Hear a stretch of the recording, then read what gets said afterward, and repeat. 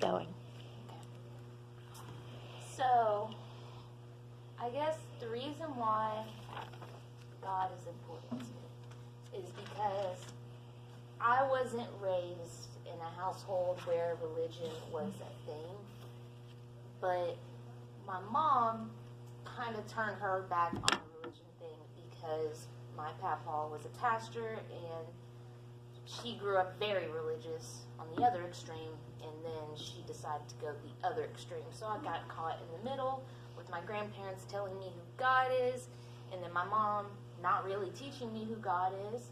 So when I slowly, my beliefs in God deteriorated because I didn't know him. And in middle school, I would desperately want to know him. So I would go to church. I would walk from school to church on Wednesdays because my mom wouldn't take me. And I would come home and not have anything to share it with. Nobody gave me their ideas on it.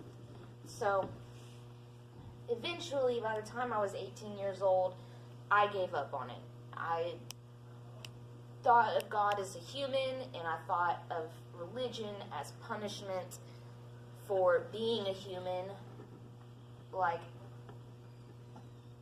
we get punished for the way that we are as people. And that's not true. Because God loves us because we are people. And that's why he's here.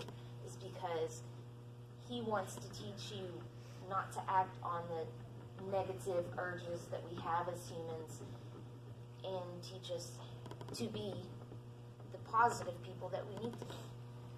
And the reason why Love Lady has been the most important part of this whole process for me, because when I was on drugs, I started on drugs as not believing in God, and then out of nowhere, God just showed himself to me.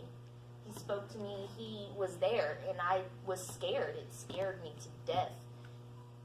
But I had to believe it. I had to believe in it. He was there. Like, there was no refuting it. But I still was doing the negative things. Like, he was there, but I wasn't with him. Like, he was just by me and just being like, hey, stop. And I was like, no. Anyway, I got sent to jail, and God was like, I told you this was going to happen. And then I got sent to prison. He was like, I told you. And then eventually the part where he showed himself to me again, when this woman named Rachel, I was sitting on the smoke yard with her, and I noticed the scars on her knees, and I was like, what happened to you? She's like, I really don't want to talk about it. And I was like, okay. I wasn't going to press further. But then she started talking to me. She asked me what I did, and I said, well, I did heroin and meth. And she was like, no, what do you do? And I was like, oh, I do art. And she was like, that's what you are. You don't identify with the drugs. You identify with what God made you. And he was like, she got sent there for 30 days. She spent 8 years in prison and got sent there for 30 days. She was like, if I got sent here for 30 days just to tell you that heroin is going to kill you and you need to be here, it was all worth it. And she started crying her eyes out. And then I got sent to Montgomery, and she wasn't there, but then she showed up there again. She was there again, and she just, like, I feel like she was just a vessel for God, for Jesus, he was telling me he wanted it to be real to me, and that's how it got to me. He knew how I was. He knew who I am. He knows who everyone is. I know this is lasting long, but this is important to me. And I'm sorry. It is important to me. It's so important to me. I've wanted to share this for a long time, and the whole thing about God that I've learned is, like, I doubted him so much. I didn't believe in him. And I can identify with the people who don't believe in him, who don't have, they don't have that substance there. And there was a time in my life where I feel like I couldn't speak on this. Like, I felt like, I was having these thoughts, like, tell this person this. Tell them that I love them. But I was scared. I was nervous. I grew up where I couldn't talk about it. But then I was told, when those urges happen, just do it. Don't think about it, just do it. So I tell people, God loves you. Listen to what he says.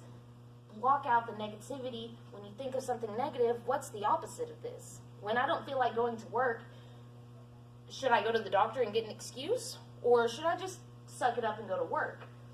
And doing that, it just like, it leads you into more positivity.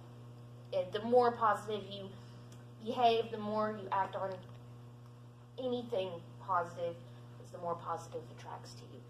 And my happiest thing about this is that I finally realized like what being a human is, and how the supernatural of God is the most amazing thing in the entire world. It's so beautiful.